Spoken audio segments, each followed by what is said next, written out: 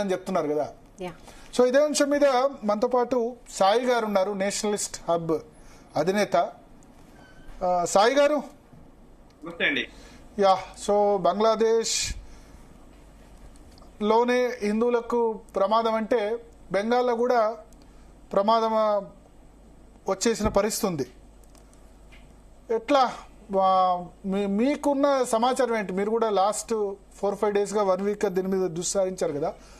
ఇది state government role ఉందా? వాళ్ళు ఏమైనా రెచ్చగొట్టారా, లేకపోతే వాళ్ళు ప్రేక్షక పాత్ర వహించారా, లేకపోతే ఇది అనుకోని విధంగా జరిగిందా?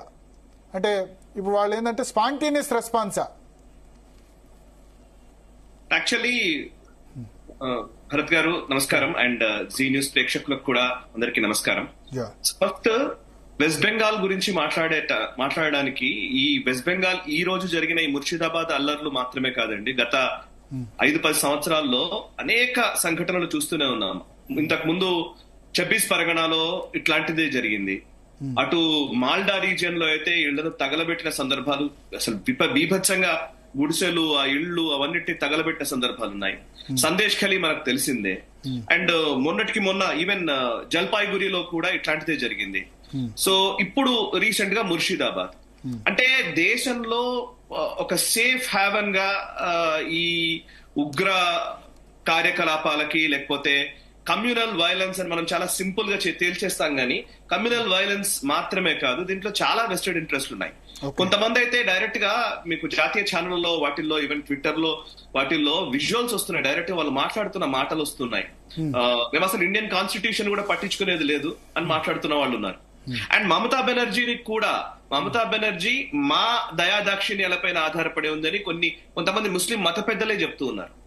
అక్కడ ఒక మంత్రి డైరెక్ట్ గా ఆయన ఇచ్చిన స్టేట్మెంట్ నేను చదువుతున్నాను. సిద్దికుల్లా చౌదరి అనే వ్యక్తి, మంత్రి, స్వయంగా వెస్ట్ బెంగాల్ రాష్ట్ర ప్రభుత్వంలో మంత్రిగా ఉన్నటువంటి వ్యక్తి, ఆయన చెప్పిన మాట, if you wanted we could have shut down Kolkata.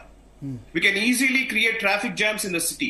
We will block Kolkata with puffed rice, jaggery and sweets. After the districts, we will tighten our grip on Kolkata. We haven't done it yet, but we will in the future. Idi ayana threat call. So Mamata Banerjee ఏమో కోల్కతాలో ఒక సమావేశానికి వెళ్ళి, Kolkata Khilafat committee నిర్వహించిన సమావేశానికి వెళ్ళి direct గా, ఇందాక మీరు అంటున్నట్టుగా చెప్తున్నది ఆవిడ డైరెక్ట్ గానే, మేము అసలు వక్ఫ్ మేము అమలు చేయము అని. అంటే ఒకవైపు ఏమో రాజ్యాంగాన్ని కూనీ చేస్తున్నారు అనే ఒక చర్చ తీసుకొచ్చి, రాజ్యాంగం ప్రమాదంలో ఉందన్న చర్చ తీసుకొచ్చి, అసలు రాజ్యాంగమే అక్కర్లేదు, రాజ్యాంగబద్ధమైన పదవుల్లో ఉన్నటువంటి వ్యక్తులే మేము రాజ్యాంగబద్ధమైనటువంటి పార్లమెంటరీ డెమోక్రసీలో పార్లమెంట్ ఆమోదించిన ఒక బిల్లునే మేము అమలు చేయము అని చెబుతున్న సంఘటనలు. ఇది అసలు ఎంత ఐరనీ అంటే, దీని మీద అసలు పూర్తి దేశవ్యాప్తంగా నిజానికి మన తెలుగులో నిజంగా జీ న్యూస్ కి నేను అప్రిషియేట్ చేస్తున్నాను సార్. సో వాట్ ఎవర్ ఇది మీద చర్చ